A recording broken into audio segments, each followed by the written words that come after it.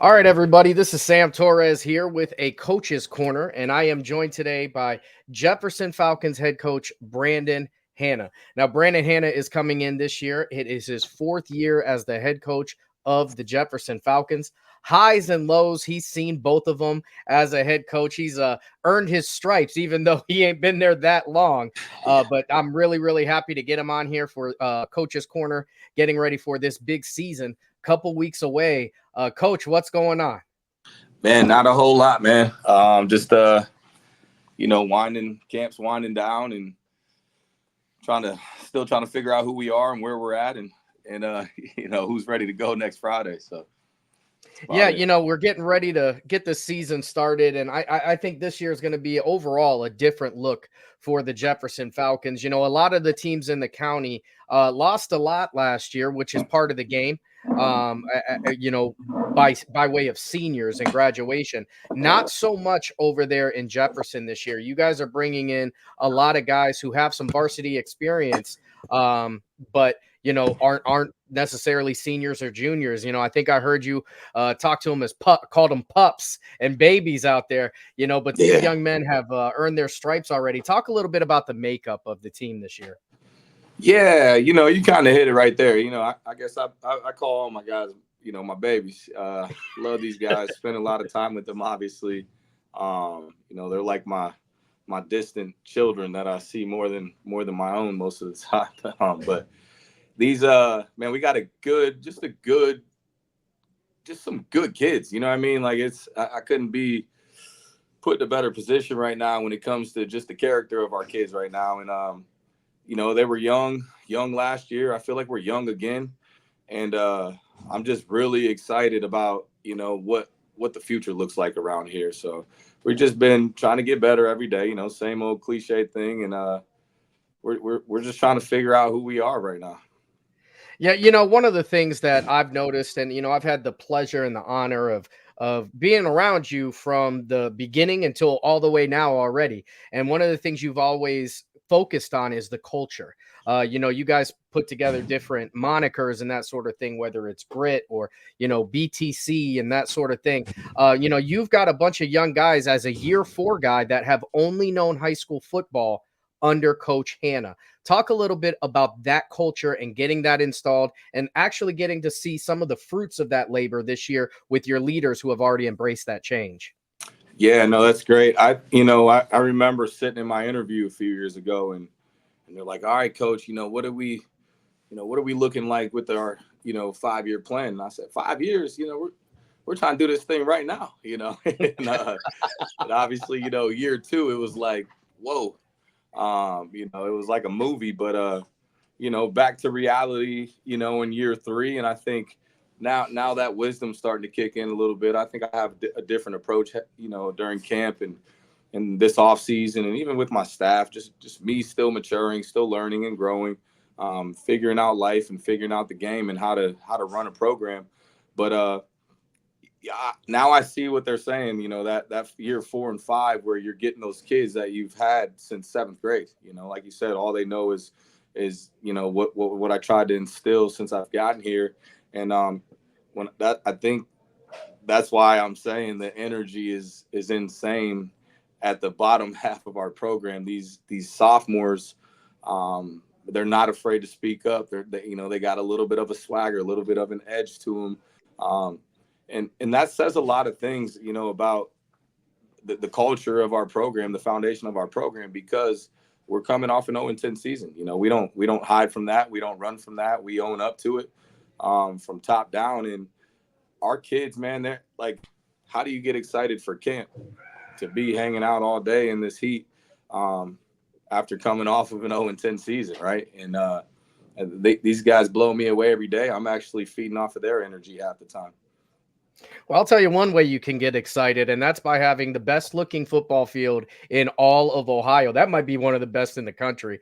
Let's talk a little bit about that. Talk about your athletic director and the leadership over there at Jefferson, because you guys are doing it in a very, very big way. I mean, I like to take my time and create these teams on NCAA, but that was something I couldn't have even thought of myself.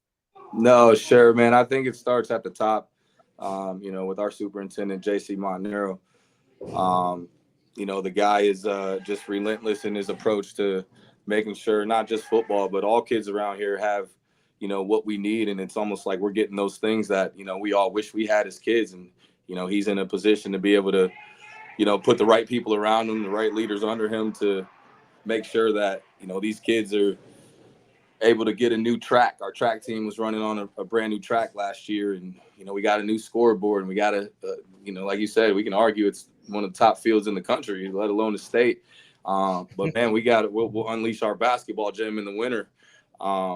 Just a lot of cool things going on, and hopefully our band can get a band shell in the end zone as well. And so just a lot of positive energy around here, man. It's just everybody was thinking I was out after the run, and it's hard to leave great leadership, so I'm glad you asked that, because I don't get a lot of opportunities to speak about, my gratitude and appreciation for the leadership that I'm under. So I'm appreciative to him. Losi did a great job his last few years here as I got to know him there. And then, Jahola's stepping in, he's young, and kind of like how I came in, just fresh. And he's getting his feet planted now. Got a little bit of experience under his belt last year, and he's learning things on the fly. And man, I'll tell you what, I could go on and on about the principals and the rest of the administration, how awesome it is, to be a Falcon right now. But yeah, listen, I'm following their lead. They're paving the way for me, and I'm trying to water the grass I'm in and take advantage of the great opportunity to get planted right where I'm at. Yeah, it's something to behold, you know what I mean? There and make no mistake, the facilities in Jefferson have always been beautiful to look at, Sure. but you guys have really, it's almost like what Prime said, man, look good, play good, and you guys really jumped into that. Yeah. We've got some surprises on the uniforms. I'm going to keep quiet on what they're going to look like for real. I know Yeah, I'm excited. I've seen them. You guys will see them yeah, soon. Uh, yeah, yeah, they're but over. let's talk a little bit about your staff. And that is something that, as a high school football coach in Ohio, from the time I've started doing this, I've seen staffs have moved around and they change. That's one of the biggest changes that happens year to year with most programs. Let's talk about your staff this year, what they're coming in, what they're bringing, and, some of the hopes you have for them. Sure. I'll start with our junior high staff. We freshened up a little bit down there with, we got Willie Ortega. We'll shout his barbershop out. One of the, Yeah, I got to go see. I got to go see them. Yeah.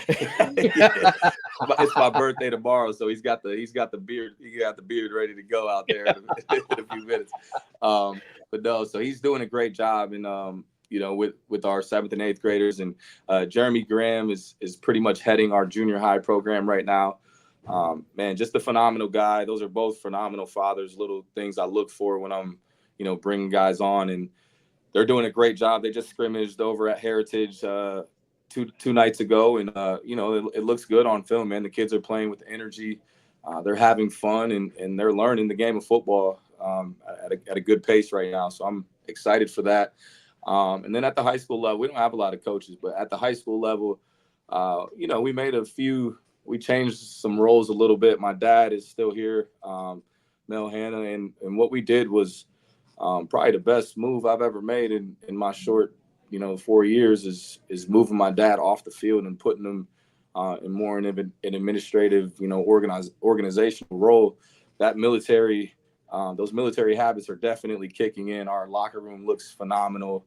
My office, on the field, our shed, like there's just a lot of good things that he brings to the table with making sure that, he's creating the standard of cleanliness and being organized in our program, and our kids are following suit. And that guy comes here when nobody's here in the morning, almost before the sun comes up. And, we're the last 2 out the door every night, and he's spraying Febreze and everything else you can think of to make this place smell as good as he can. So, and I appreciate that. Melvin Leith has been working with our defense the last few years, coaching our DBs. So we're trying to help him develop as a defensive coordinator. And so he's doing a great job. He's not afraid to stay up at night and do what he can to figure things out for us, to put our kids in the best position to have some success. We got and then Morgan Bish. We pulled him up from the junior high about about a month ago. It was like pulling teeth because he's connected to those junior high kids. You know, he texted me during two nights ago, Coach, do you really need me at camp? I said, are you kidding me? Where are you trying to go? You know, and he wants to jump on the bus and head over to Heritage. I said, buddy, you can coach the home games, you know, for the junior high, but you know, I need you at camp. But he's doing a great job, finding his role and working with our defensive line. And Johnny Ecker is still on staff, and he's doing a great job. He does a lot for us behind the scenes. He's a great kid connector. And then we got a few guys outside of here that just, give time and help out behind the scenes as well. But man, I love my staff. We're not deep, man, but our relationships are insane, and I think that's what, that's a game changer for us here. We actually, we really lead by example, when it comes to connecting and family and time and actually loving each other and having authentic relationships. So I appreciate all of those guys for putting up with me. Because I can be pretty crazy sometimes. We got video evidence, folks. Yeah. Oh, man. Yeah, no, they're doing great for sure. So, let's talk a little bit. We're not going to spend too much time on last year, but obviously last year doesn't go the way you want it to go. Coming off of the best year in Jefferson football, in Ashtabula County football history, a district championship. And you come in last year. Now, obviously that year you graduated, I call him a generational talent in Grant Hitchcock, Trent Hodge, Mason Pulowski, Wade Woodworth. You had some guys that had really bought in, and not just bought in, but made big differences. And to last year, where you guys are really sophomore, freshman heavy going out there and really getting your lumps. What were some of the things that, when the games were away from you last year that you wanted to make sure these kids were taking in the moment? Because, a lot of people talk about you can learn a little bit from a win, but you can learn a lot from a loss, even though it's hard to take it during that time. What were some of the things that you wanted to make sure these kids were taking in, because there's still going to be another game next year for these guys? Yeah, it's a lot of the same things that we try to implement with that class that you're speaking of with Hitchcock and those guys and Hodge and Woodward, Pulowski, and I mean I can go down the list of Reams and Blankenship, all kind of kids, all kind of great kids in that class. But we got to remember, man, those kids took lumps too, and as freshmen, as sophomores, and then we punched back a little bit their junior year. We started off 3-0, and then we lost 6 games in a row. We forget and we act like, not that we act like it, but we just forget that those dudes were getting beat up the same way, by some insane talent in that NE8 league out in Youngstown. But their senior year, at some point you get sick of it. And so, but throughout those taking those hits and those blows, man, and getting knocked down, it's just a matter. I don't know. We don't have it all figured out, but our philosophy is just that, we stay positive in those moments. You keep encouraging. You find a way to make practice fun still. And whether that's, I don't know, my cleats are up on top of the locker, and so if that's what it takes, you can come guard the best player on the schedule right here. If we can figure this thing out together. You know what I mean? I'll bless you a little more than they will when you're a freshman and sophomore. I leave guys alone their junior, senior. But no, man, that's what our program's about. Honestly, if you walk in here, you can feel, you can see, you can feel, you can hear the relationships that we're establishing with these kids. And like I said, ultimately, that's you got to be somebody who's, it's almost a parental role, and you let them get knocked down a little bit. Sometimes you pick them up and sometimes you just speak life into them and encourage them to figure out how to pick themselves up, and then how to pick their brother up. And there's just a process of, I don't know, man, like you're just in the ring for 10 weeks last year. And it's like, bow, bow, bow. And it's like, well, yeah, I mean, you guys, one of the things I think a lot of people didn't realize last year, I know I did, and talking to you in the offseason last year was, you guys rocked the 4th most difficult schedule in all of Division 5, or excuse me, Division 4. Yeah. in the state. You know, you had Yeah. heavy hitters like a Beaver local, Yeah. Lutheran West, Perry, who just happened to go 16-0.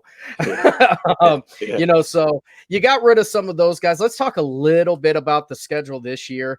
Mhm. You know, you got rid of some of those guys. You're going to replace those guys with teams like PV, who is very good in their own right.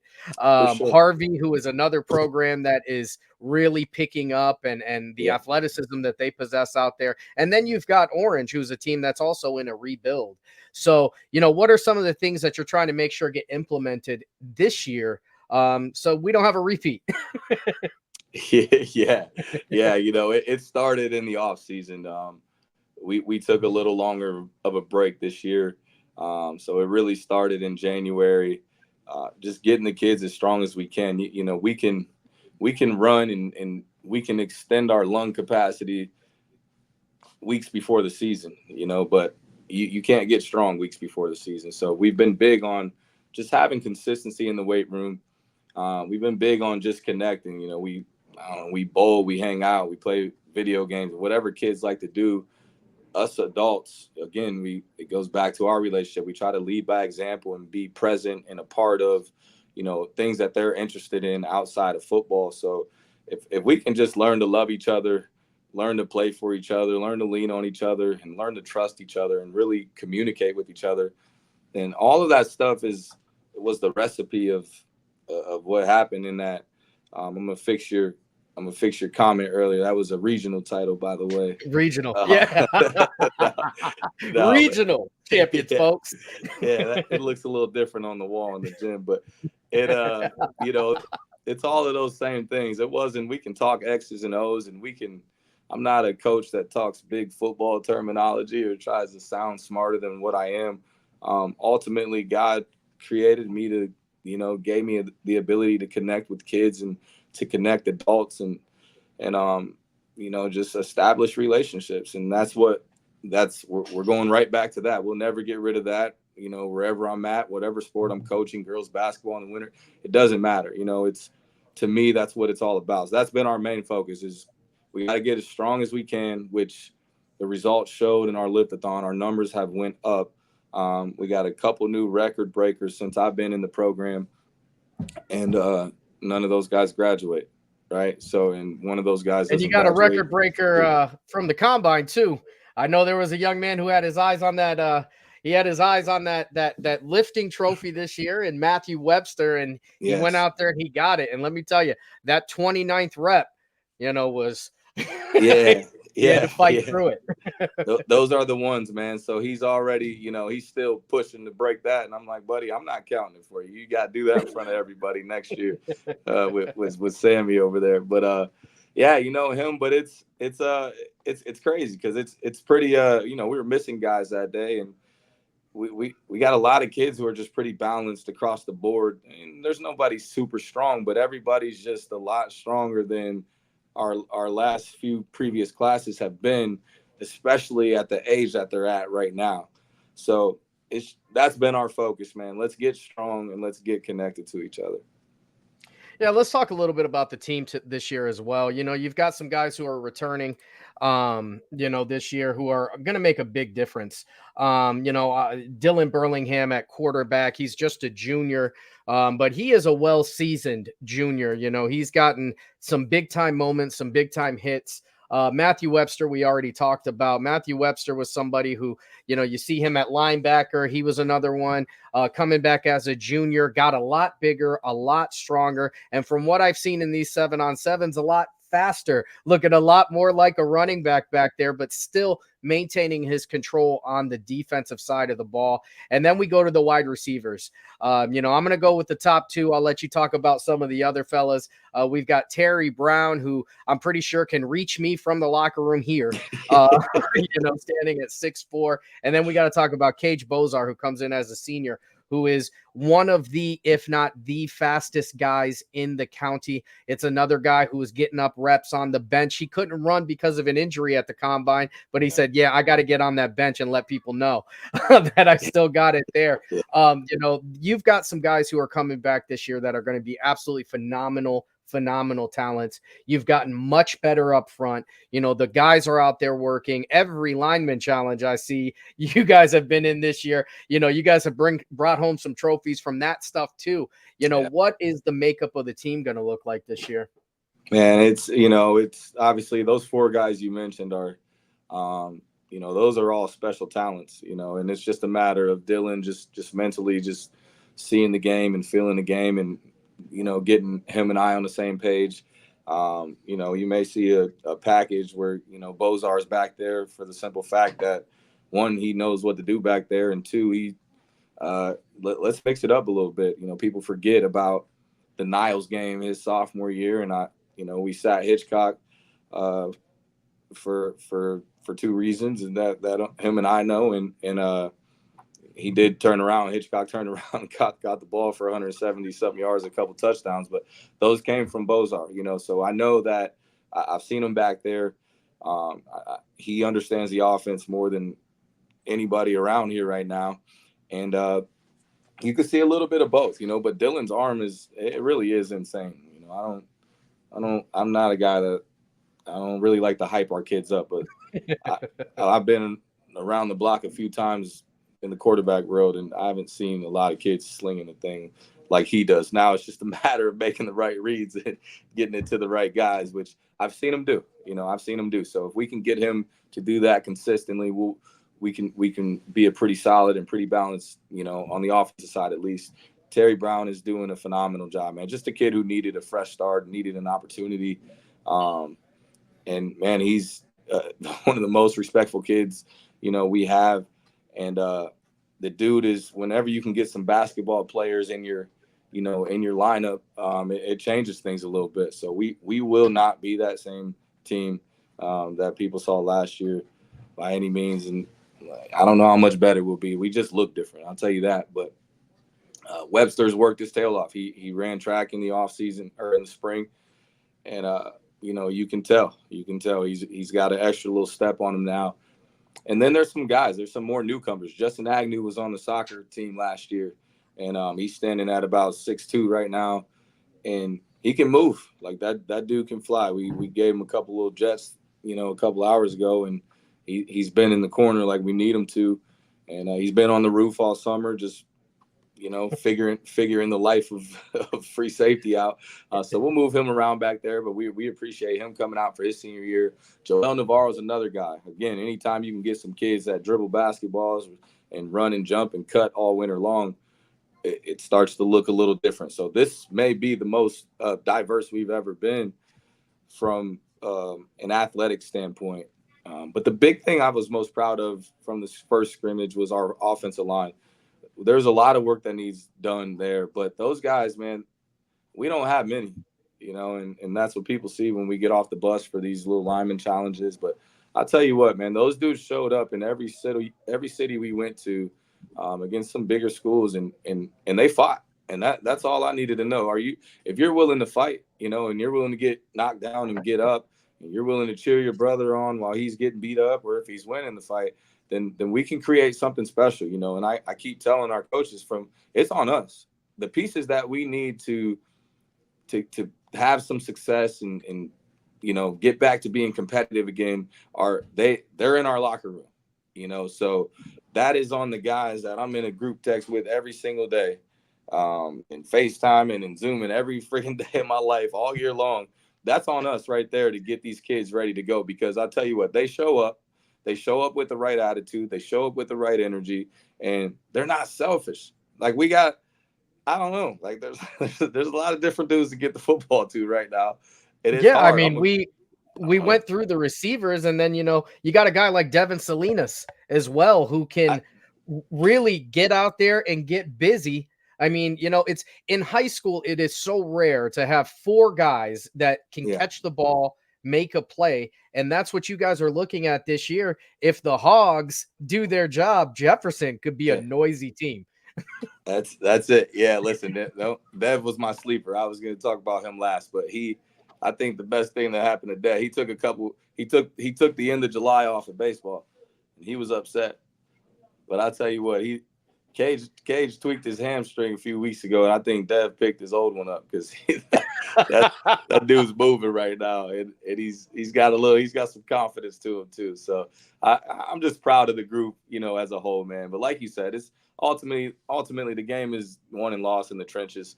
Um, so I've taken on the task of getting nosy and putting my hands down there and trying to help those guys kind of have that same confidence, swagger, and energy that our skill guys have. So again, we've seen some growth, but we got a long way to go, man. We're not that 0-10 team, but if you ask me who we are today, I don't know. We really don't know. Tomorrow we have another scrimmage, and we'll see how that goes. And again, we'll get better tomorrow, regardless of the outcome. We'll get better on Friday and Saturday. Sunday they'll rest, and then we got to figure things out Monday and prepare for a tough battle against Girard. Yeah, and you talk about the battles upcoming with Girard and Lakeview as well on the schedule. Some old NE8 foes, if you will. The Yep. NE8, a fantastic football conference. I mean, there's 7 teams, like 5 of them make the playoffs every year. It's It's a insane. very, very tough conference. But let's talk a little bit about this CVC Lake conference that has gotten some teams that prior to the expansion of the playoffs, really didn't have too much experience. But now we've got 2, 3 teams, even 4 teams some years making the playoffs. It's become a very, very tough conference with, teams like, big teams like Lakeside, Madison, and Geneva, but even teams like Edgewood and Conneaut who really are ready to bring it every week. Yeah, it's a different brand of football than what we were playing in, but it's competitive, man. And we found that out last year. Doesn't matter how old or young we were.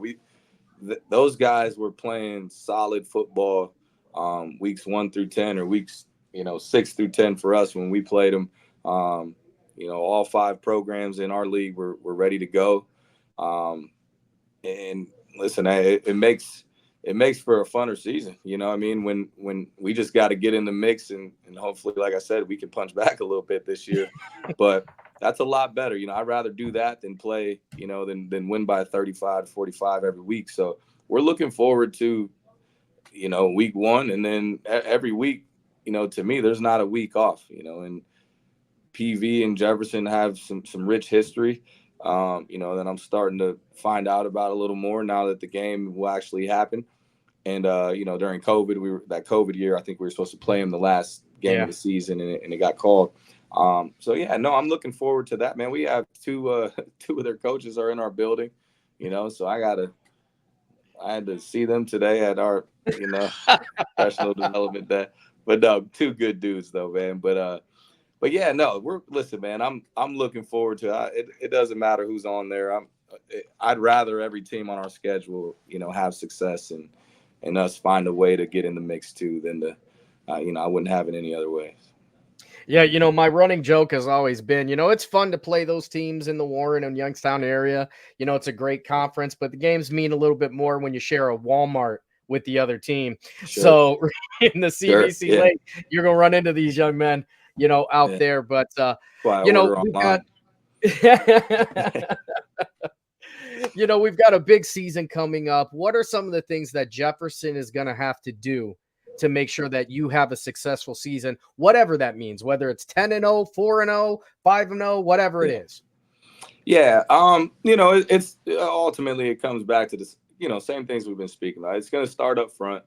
We're going to rely on those guys. We got two sophomores, maybe 3 sophomores on the line. But again, they were baptized last year when they were 14 and 15 years old. So, but again, they've been in the weight room all year long. We're expecting a little more out of them, and you got to grow up a little earlier than you normally should have. But if those guys can we can be plus whatever our goal is yardage on carries, and then we'll be fine because we're going to be able to stretch the field a little bit. I'm hoping, but it's and defensively we got to find a way to fly around and hit the football, man. We got to create some turnovers. Our quarterback's got to protect the ball, and we just got to make smart decisions. The scheme is there. Um, we got everybody in the country has tape, so I see what's going on, and I believe in what we have and what we do, and we got a little bit of a bag on the offensive side. We didn't dig into it last year. We know we have some stuff we want to be able to open up and do. Um, but again, we got to be able to snap the football and block for the guys we need to get the ball to. But these guys are just gonna have to. We listen, like I said, I wish I could tell you, like, yeah, we plan on this, this, and this. When I say, like, if I had hair, it'd be gray, like, because every day I'm waking up and showing up, and I'm trying to figure out who this Jefferson Falcon football team is. I'm excited, but I don't know. I just don't know. I know we have some good kids though, and I know we have some coaches who invest. There's a lot of people putting in a lot of time, so and I know good things happen because of that. So, we'll find out. I don't know exactly what we need to do, but we'll rely on our culture, and we'll hope and pray that our guys up front can pop it off for us, and we can get fast guys at football. Well, yeah, they got great leadership in you. There is no quit in Brandon Hanna, so there ain't going to be no quit Yeah. in any teams that he is leading. So I just wanted to take a moment to say thank you for joining us for this Coach's Corner. Wish you the very, very best of luck on this season. You are going to be able to see all of the Jefferson Falcons games right here on YSN Live. Scott Demos is going to be on the call. I'm going to be joining him for some of the games this year. It's going to be very, very exciting. I can't wait to see where this goes. I can't wait to get these guys back in week 11, 12, 13 where they belong. It was a fun ride, and I'm ready for round 2. Come on. Come on. Yeah, brother. No, listen, I appreciate you, man. I appreciate not just what you do for our program, man, but these are, again, we talked about it earlier, but you're doing things that we wish we had growing up, and you took the little bit of recipe that was there from the old greats, and you've multiplied it already, man. So brother to brother, I'm proud of you, man.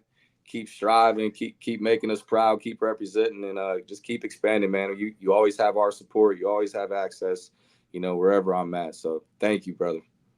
Thank you so much. Ladies and gentlemen, that was our Coach's Corner with Brandon Hanna. Before we go, I do got to send a shout out. He talked a little bit about him in the beginning. I'll tell you what, you want to see a band, you got to see, I believe they call themselves the best band in the land.